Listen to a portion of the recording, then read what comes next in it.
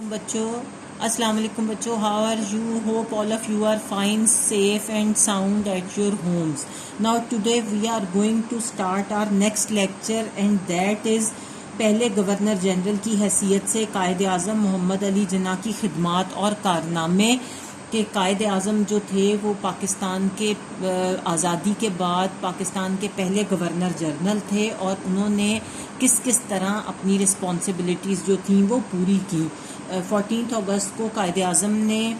Governor general کی حیثیت سے اپنے عہدے کا حلف اٹھایا اور لیاقت علی خان جو تھے وہ پاکستان کے پہلے وزیر اعظم جو تھے وہ اپوائنٹ ہوئے. اور نئی مملکت کا جو کانسٹیٹیوشن تھا اس کے پاس کوئی جو تھا وہ دستوری ڈھانچہ نہیں تھا, کوئی کانسٹیٹیوشن نہیں تھا, کوئی دستور نہیں تھا. اس لیے جو انگریزوں کا 1935 کا ایکٹ تھا اسی کو چند چینجز کے بعد, چند امینڈمنٹس کے بعد جو اپروپریٹ چینجز تھیں وہ کر کے اس میں اس کو ملک کا جو نظام تھا اس کے تحت چلایا گیا. جب تک پاکستان کا آئین جو تھا وہ نہیں بنا, پراپر آئین نہیں بنا, اس وقت تک گورنمنٹ آف انڈیا ایکٹ 1935 جو تھا اسے ہی چند چینجز کے بعد, اپروپریٹ چینجز کے بعد اس کو اپنا ملک چلانے کے لیے استعمال کیا گیا. اور قائد اعظم جو تھے انہوں نے 13 منتھس تک گورنر جنرل کی حیثیت سے کام کیا, کیونکہ وہ پاکستان بننے کے بعد صرف 13 مہینے تک زندہ رہے اور اتنی ہی مدت میں انہوں نے گورنر جنرل کی حیثیت سے کام کیا. اور اسی ڈیوریشن میں آپ نے اپنی انسائٹ اور جو اپنی کیپیبلٹیز تھیں, قائدانہ صلاحیتیں تھیں, ان سے بہت سارے امپورٹنٹ جو نیشنل افیئرس تھے ان کو سولو کیا اور جس سے پاکستان جو تھا اس کو اپنے قدموں پر کھڑے ہونے میں بہت ہیلپ ملی. قائد اعظم محمد علی جناح کی جو بہت قداور شخصیت تھی, بہت اسٹرانگ پرسنالٹی تھی, اس نے پاکستان کی آزادی کے بعد جتنی بھی ڈیفیکلٹیز آئیں ان کو بہت اچھے طریقے سے سلجھایا, بہت اچھے طریقے سے سولو کیا. اور ہندوؤں نے پاکستان کے لیے بہت سی مشکلات جو تھیں وہ کھڑی کی تھیں ایز اے نیو اسٹیٹ, جن میں ہم نے ابھی پیچھے پڑھا تھا پچھلے لیکچر میں کہ ہمیں پراپر اثاثہ جات نہیں ملے, ایسٹس نہیں ملے, وہ غیر مساوی طور پر ان ایکولی ڈیوائڈ ہو گئے. ہمارے پاس جو مہاجرین تھے, جو مائیگرینٹس تھے, ان کو ہم نے سیٹل کرنا تھا, ان کا مسئلہ تھا. ہمارے پاس پراپر گھر نہیں تھے, پراپر جابز نہیں تھیں, کھانے پینے کی فیسلٹیز نہیں تھیں, کچھ بھی نہیں تھا. اور جو تھے بہت سارے اور مسائل جو تھے. اس کے علاوہ انڈیا نے پاکستان کے لیے جو ایڈمنسٹریٹو ریکارڈ تھا اس کو بھی بر وقت نہیں دیا تھا, ٹائم پہ ہمیں منتقل نہیں کیا تھا, وہ بھی بہت زیادہ مسئلے کا باعث تھا پاکستان کے لیے. پھر قائد اعظم نے حالات دیکھا کہ حالات بہت خراب ہو جائیں گے اگر اسی طرح کام چلتا رہا. انہوں نے حالات کی خرابی کو بھانپتے ہوئے, جانتے ہوئے فوری طور پر کراچی کو پاکستان کا کیپٹل جو تھا وہ بنا دیا تاکہ پاکستان جو ہے وہ اپنے ڈیسیجنز خود پراپر طریقے سے لے سکے. پھر پاکستان کا سیکریٹریٹ بنایا اور جتنے بھی سول سرونٹس تھے ان کو مکمل طور پر آنیسٹلی اور ایمانداری سے کام کرنے کی تلقین کی. انہیں کہا کہ آپ بہت ایمانداری سے اپنے فرائض کو سر انجام دیں. پھر آپ نے پاکستان سے جو آفیسرز تھے ان کو انڈیا میں جو آفیسرز پاکستانی رہ گئے تھے ان کو وہاں سے بلوانے کے لیے خاص جو تھیں وہ گاڑیاں چلوائیں, خاص ٹرینز چلوائیں اور ان کو آفیسرز کو پاکستان بلوایا. اور جو ایئر کمپنیز تھیں ان کے ساتھ ایگریمنٹس کیے جس کی وجہ سے ہمارے سول سرونٹس جو تھے ان کو وہ پاکستان آنا شروع ہو گئے. اور ہمارا جو ایڈمنسٹریٹو سٹرکچر تھا اس کو امپروو کرنے کے لیے چودھری محمد علی کی سربراہی میں ایک کمیٹی بنائی تاکہ ہمارے ایڈمنسٹریٹو سٹرکچر کو امپروو کیا جا سکے. پھر آپ نے سول سروسز جو تھی ان کو شروع کیا اور سول سروسز اکیڈمی بنائی. آپ کو پتہ ہے سول سروسز کیا ہوتی ہیں, جن سے آپ کے بیوروکریٹس نکل کر آتے ہیں اور آپ کا CSS کا امتحان ہوتا ہے جو پاس کر کے بڑی اپر جابس جو ہوتی ہیں فوراً فارن منسٹری میں اور ادھر ادھر کی وہ ساری اپوائنٹمنٹس جو ہیں وہ سول سروسز کے انڈر آتی ہیں. وہ اس سروسز کا جو تھا وہ اس کو قائم کیا. پھر اکاؤنٹس اور فارن سروسز کا بھی آغاز کیا. فارن سروسز جو ہمارے باہر کے ممالک کے ساتھ تعلقات ہوتے ہیں ان کی سروسز, اور جو ہمارا اکاؤنٹس ڈپارٹمنٹ ہوتا ہے جو ملک کے سارے فائنینس کا خیال رکھتا ہے, اس کا بجٹ اس کے پاس ہوتا ہے, اس کا سارا کرتا دھرتا وہ ہوتا ہے, اس کو پتہ ہوتا ہے کن سرکاری ملازمین کو تنخواہیں دینی ہے, کیا ہماری آمدنی ہے, کیا ہمارے اخراجات ہیں, سارے سرکاری جو شعبے ہوتے ہیں ان کے فائنینسز کو دیکھتا ہے. پھر بحری اور بری افواج کے جو حالت تھی, جو ہماری نیوی اور ایئر فورس تھی اس کی جو حالت تھی اس کو بھی امپروو کرنے کے لیے ہیڈ کوارٹرز بنائے. اور پھر ایک اور امپورٹنٹ کام کیا کہ انہوں نے جو ایمونیشن ڈیپو تھا, جو اسلحہ فیکٹری تھی, وہ بھی آپ نے قائم کی. وہ بھی پاکستان کو نہیں ملی تھی انڈیا کی طرف سے. اور قائد اعظم نے دوسرے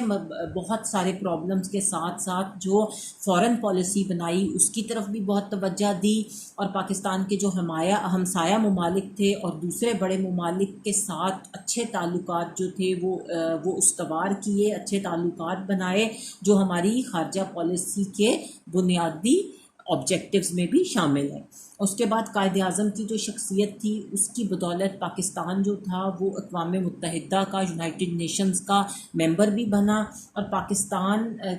کے بننے کے وقت جہاں اور بہت سے مسائل تھے وہاں تعلیم کا مسئلہ بھی جو تھا اسے بھی حل کرنا بہت ضروری تھا, اور قائد اعظم نے اس مسئلے کی طرف بھی توجہ دی. اور 1947 میں جو پاکستان میں پہلی ایجوکیشنل کانفرنس ہوئی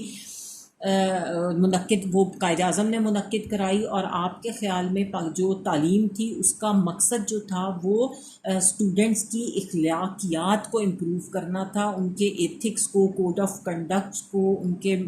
جو ان کا ڈسپلن تھا اس کو امپروو کرنا تھا. اور آپ کی ہمیشہ سے یہ خواہش رہی تھی کہ پاکستان کا ہر سٹیزن جو ہے وہ اپنے ملک کی خدمت کرے. اور آپ نے نوجوانوں کو یہ ہدایت کی اور نوجوانوں کے لیے سائنس اور ٹیکنالوجی کی جو تعلیم تھی اس کو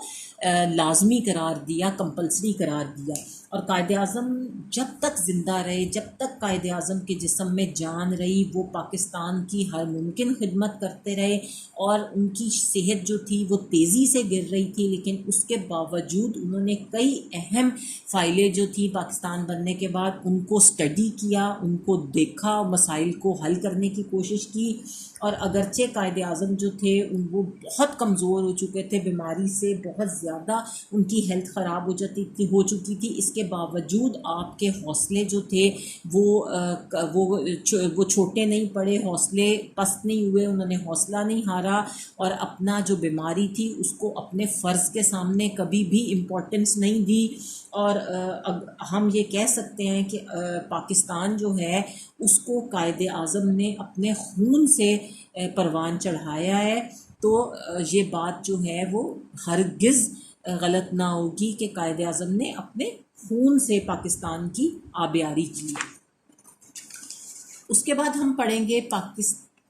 پہلے وزیر اعظم کی حیثیت سے لیاقت علی خان کی خدمات اور کارنامے. Liaquat Ali Khan's role and achievement as first prime minister. Pakistan کے پہلے وزیر اعظم جو تھے وہ لیاقت علی خان تھے, اور یہ قائد اعظم کے بہت قریبی ساتھی تھے, بہت امپورٹنٹ تھے قائد اعظم کے لیے. یہ قائد اعظم ان کے مشورے سے ہر کام کرتے تھے, اور یہ بھی قائد اعظم سے ہر کام کا مشورہ کرتے تھے. اور پنجاب میں داخل ہونے والے جو ہمارے مہاجرین تھے, ریفیوجیز تھے, ان کا جو ڈھیر آ گیا تھا, سیلاب آ گیا تھا, فلڈ آ گیا تھا, اس کو سنبھالنا بہت مشکل کام تھا. اور قائد اعظم رحمۃ اللہ علیہ کی انسٹرکشنز پر جو لیاقت علی خان تھے انہوں نے پنجاب مہاجر کونسل کے چیئرمین کی حیثیت سے جو تھا مہاجرین کو آباد کرنے کا کام جو تھا وہ شروع کیا, اور ان کو زندگی کی جو بیسک فیسلٹیز تھیں وہ فراہم کرنے, وہ پرووائڈ کرنے کے کام کی نگرانی شروع کی. اور پاکستان جب قائم ہوا تو اس کے بعد بھارت میں مسلمانوں سے سخت نفرت تھی. بھارتی جو تھے وہ مسلمانوں سے شدید نفرت کرتے تھے، اور اسی وجہ سے ہندو مسلمان جو رائٹس تھے، جو جھگڑے تھے، فسادات تھے، وہ عام سی بات ہو چکی تھی. اور آپ نے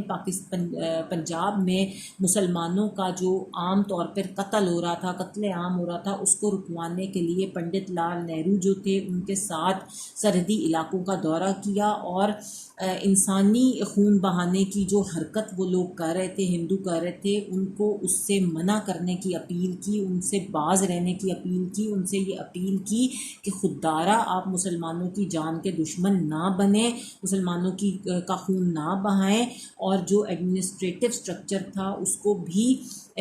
فارمیٹ کر، اس کی بھی فارمیشن کے لیے، اس کے بعد جو ہماری اکنامک زندگی تھی اس کو بھی، اکنامک جو کنڈیشنز تھی ان کو بھی امپروو کرنے کے لیے، پھر بجٹ کو بنانے کے لیے، بجٹ کی تیاری کے لیے، پھر جنگ، کشمیر کی جو جنگ تھی اس کے اوپر، پھر جو داخلی انتشار تھا، جو لوگ داخل ہو رہے تھے اور جو اس کی وجہ سے بے امنی تھی پاکستان میں، اس پر بھی کنٹرول کرنے، اور بھارت کی جو کانسپائریسز تھیں اس کے خلاف جو تھا وہ دفاع، اور اس کے خلاف آواز اٹھائی، اور اس کے علاوہ جو پاکستان کا ڈیفنس تھا اس کو، اس کے بھی اس کو بھی انہوں نے ایڈریس کیا، اور تمام جو مسائل تھے اس کے علاوہ ان کو بھی قائد اعظم رحمۃ اللہ علیہ کے ساتھ مل کر قوم اور حکومت کی رہنمائی ان کے اوپر کرتے تھے، اور قائد اعظم سے ڈسکس کرتے تھے، اور پھر جو قوم تھی اس کو اس کے بارے میں آگاہ کرتے تھے، اور بہت زیادہ ایفرٹ جو تھی انہوں نے قائد اعظم کے ساتھ مل کر وہ کی تھی. لیکن ان کے فیصلوں کو جو پریکٹیکل فارم میں لانا جو تھا، ان کی ذمہ داری جو تھی، وہ ظاہر ہے قائد اعظم تو مشورہ دیتے تھے، کرتے تھے، لیکن practically being a prime minister وہ لیاقت علی خان کا ہی کام تھا کہ ان کو امپلیمنٹ کرے. تو ان سب مسائل کے اوپر جتنے بھی یہ پرابلمس تھے، ان سب کے اوپر وہ قائد اعظم کے ساتھ بات چیت کرتے تھے، قائد اعظم سے مشورہ لیتے تھے، لیکن ان دی اینڈ ان کو امپلیمنٹ کرنا جو تھا وہ لیاقت علی خان کا ہی کام تھا. پھر جب قائد اعظم رحمۃ اللہ علیہ کی وفات ہوئی، ان کی وفات کے بعد جب قوم بہت زیادہ پریشان تھی، قوم کے حوصلے جو تھے وہ بالکل پست ہو چکے تھے اس وقت، اور بھارتی قیادت جو تھی وہ مسلسل پاکستان کے خلاف کانسپائریسز کر رہی تھی. تو ان حالات میں بھی جو لیاقت علی خان تھے انہوں نے قوم کو ریپریزنٹ کیا، اور ظاہر ہے وہ ریپریزنٹیٹو تھے، تو انہوں نے قوم کو بہت زیادہ حوصلہ دیا. اور لیاقت علی خان کا جو عہد حکومت تھا اس میں اکنامک جو ڈیولپمنٹ تھی اس کے لیے بہت زیادہ انہوں نے کوشش کی، اور پاکستان کو کے جو عوام تھے ان کو یہ سجیسٹ کیا، ان کو یہ ترغیب دی، ان کو انسٹرکٹ کیا کہ وہ پاکستان اور دوسرے ممالک کی بنی چیزیں مت خریدیں، بلکہ پاکستان کی چیزیں خریدیں تاکہ پاکستان کی اکانومی اسٹرانگ اور اسٹیبل ہو. اس کے بعد 1949 میں جب اسمبلی سے قرارداد مقاصد منظور کرائی انہوں نے بہت ایفرٹ کے ساتھ، اور نیا آئین جو تھا، نیا کانسٹیٹیوشن جو تھا اس کی تیاری کے لیے، اس کو شروع کرنے کے لیے بیسک پرنسپلز کی ایک کمیٹی بنائی کہ کس طرح نئے ہم نے اپنے پاکستان کے اپنے کانسٹیٹیوشن کے اوپر کام کرنا ہے. اور آپ نے 1950 میں امریکہ کا دورہ کیا، اور وہاں پر اپنی تقریروں کے ذریعے امریکہ کے جو لوگ تھے، نیٹیوز تھے، باشندے تھے، ان کے جو لیڈرز تھے ان کو پاکستان کے قائم کرنے کا جو بیک گراؤنڈ تھا، جو مقصد تھا، اس سے آگاہ کیا. اور آپ نے امریکن جو لیڈرشپ تھی اس کو پاکستان کی جو ڈیفینسو جو نیسیسٹیز تھی، ضروریات تھیں، اس کو بھی پورا کرنے کے لیے، جو دفاعی ضروریات تھیں ان کو بھی پورا کرنے کے لیے راضی کیا کہ وہ ہمارے دفاع کو مضبوط کرنے میں ہماری مدد کریں. اس کے بعد لیاقت علی خان کی جو خارجہ پالیسی میں اسلامی ممالک کے ساتھ تعلقات جو تھے ان کو فرینڈلی رکھنے کی بنیادی جو حیثیت حاصل تھی، انہوں نے بہت کام کیا کہ مسلمان ممالک کے ساتھ بھی اچھے ٹرمز پہ رہیں. اور شاہ ایران نے جب پاکستان کا دورہ کیا تو دونوں لیڈر جو تھے، شاہ ایران اور لیاقت علی خان، انہوں نے کلیکٹیو پالیسی اختیار کی اور مذاکرات کیے، اور 1951 کے مڈ میں جب بھارتی فوجیں پاکستانی بارڈر پر جمع ہوئیں تو ملک میں بہت زیادہ انسٹیبلٹی پیدا ہو گئی، اور آپ نے جو لیاقت علی خان تھے انہوں نے قوم کا حوصلہ بلند کرنے کے لیے، قوم کا مورال جو تھا اس کو ہائی کرنے کے لیے اور اس خطرے سے آگاہ کرنے کے لیے پورے ملک کے دورے کیے، اور لوگوں کو بہت زیادہ کانفیڈنس میں لیا کہ وہ ان حالات سے نہ گھبرائیں اور اپنے آپ کو مضبوط کریں۔ اور پھر 16 اکتوبر 1951 کو راول پنڈی کے کمپنی باغ میں جب آپ ایک جلسے سے خطاب کرنے آئے تو اس وقت آپ کو گولی مار کر شہید کر دیا گیا، اور جب آپ ابھی اپنے آپ مجمع سے ایڈریس کرنے کے لیے کھڑے ہی ہوئے تھے تو آپ کو گولی مار دی گئی، اور آپ کی زبان پر آخری الفاظ کیا تھے؟ ان کی زبان پر آخری الفاظ تھے یا اللہ پاکستان کی حفاظت فرما، مینس کہ انہوں نے آخری دم تک پاکستان کے لیے لڑا اور پاکستان کی حفاظت کے لیے دعا کی، اور قوم جو ہے وہ لیاقت علی خان کو ان کی جو گریٹ سروسز ہیں ان پر ان کو قائد ملت کا خطاب دیا گیا، اور کمپنی باغ جو تھا جہاں انہوں نے ایڈریس کیا تھا اور وہ شہید ہوئے تھے اس کو لیاقت باغ کے نام سے انگیج کر دیا گیا، منسوب کر دیا گیا، اور ہمیشہ کے لیے ان کی جو نیشنل سروسز تھیں، خدمات تھیں، ان کو مانا گیا، اور آپ کو قائد اعظم کے مزار کے احاطے میں دفن کیا گیا، وہیں قائد اعظم کے پاس آپ کا دفن کر دیا گیا۔ اس کے بعد ہم پڑھیں گے قرارداد مقاصد۔ 12 مارچ 1949 کو اس وقت کے جو وزیر اعظم تھے نواب زادہ لیاقت علی خان، انہوں نے قانون ساز جو لا میکنگ انسٹیٹیوشنز تھے اس میں ایک قرارداد پیش کی۔ لا میکنگ جو اسمبلی تھی، لیجسلیچر تھی، اس میں ایک قرارداد پیش کی جس میں ان پوائنٹس کو بتایا گیا، ان کی نشاندہی کی گئی جن کو بیس بنا کر ملک کے مستقبل کا، ملک کے فیوچر کا کانسٹیٹیوشن جو تھا وہ بنانا تھا، دستور بنانا تھا، اور قومی اسمبلی نے اس ریزولوشن کو میجورٹی سے منظور کر لیا، میجورٹی ووٹ سے منظور کر لیا، اور یہ جو قرارداد تھی جسے عام طور پر قرارداد مقاصد کے نام سے ہم یاد کرتے ہیں، قرارداد مقاصد کہتے ہیں، اس کے کچھ امپورٹنٹ پوائنٹس تھے، اور وہ کیا تھے؟ وہ کیا؟ سب سے پہلا تھا سوورینٹی آف آلمائٹی اللہ تعالیٰ کی حاکمیت، کہ اس قرارداد میں اس بات کو ایکسپلین کر دیا گیا، اس بات کو بتا دیا گیا کہ اس ساری کائنات کا جو مالک ہے وہ اللہ تعالیٰ ہے، اور سارا اقتدار جو ہے، ساری سوورینٹی جو ہے، حکومت جو ہے وہ اللہ تعالیٰ کے لیے ہے، اور مسلمانوں کے پاس اقتدار جو ہے وہ اللہ کی امانت ہے، اور وہ اسے اس وقت تک اپنی مقررہ حدود میں رہ کر استعمال کریں گے جب تک کہ اللہ انہیں اجازت دے گا، اور جب تک کہ عوام کے منتخب نمائندے اسے وہ حق استعمال کرنے کی اجازت دیں گے۔ اس کے بعد فالو دا اسلامک ویلیوز، اسلامی اقتدار کی پابندی کرنی ہے۔ یہ بھی اس قرارداد میں مقاصد میں بتایا گیا کہ پاکستان کی جو اسلامی اقتدار ہیں، مثلا جمہوریت، آزادی، رواداری اور سوشل جسٹس، ان کو فروغ دیا جائے گا، اور ملک میں کوئی لڑائی جھگڑا، کوئی چھینا چھپٹی، کوئی حقوق سلب کرنا، اس طرح کے کام نہیں ہوں گے، بلکہ فیئر ڈیلنگز ہوگی۔ پھر اسلامی طرز زندگی، اور اس میں یہ بھی بتایا گیا کہ اس مسلمان جو ہیں انہیں اسلامک وے آف لائف ملے گا، وہ ان کو ایک ایسی جگہ ملے گی جہاں پر وہ اپنی ایک ایسا سسٹم ملے گا جہاں وہ اپنی انڈیویژول اور کلیکٹیو لائفز کو اسلام کے بتائے ہوئے اصولوں کے مطابق گزاریں، اور بہتر ماحول ان کو فراہم کیا جائے گا تاکہ وہ آرام سے اسلام کے مطابق اپنی زندگیاں گزاریں۔ پھر اقلیتوں کا تحفظ، پروٹیکشن آف مائنورٹیز بتایا گیا کہ پاکستان میں جتنے بھی غیر مسلم شہری رہیں گے وہ اپنے مذہب اور عقائد کے مطابق اپنی زندگی گزاریں گے، ان کے اوپر کسی قسم کی زبردستی نہیں ہوگی کہ وہ ضروری اسلام ہی کو قبول کریں اور ہماری ہی مسجدوں میں جائیں، بلکہ وہ اپنی اپنی عبادت گاہوں میں اپنی مرضی کے مطابق اپنے مذہب کو فالو کر سکتے ہیں۔ پھر بنیادی حقوق کی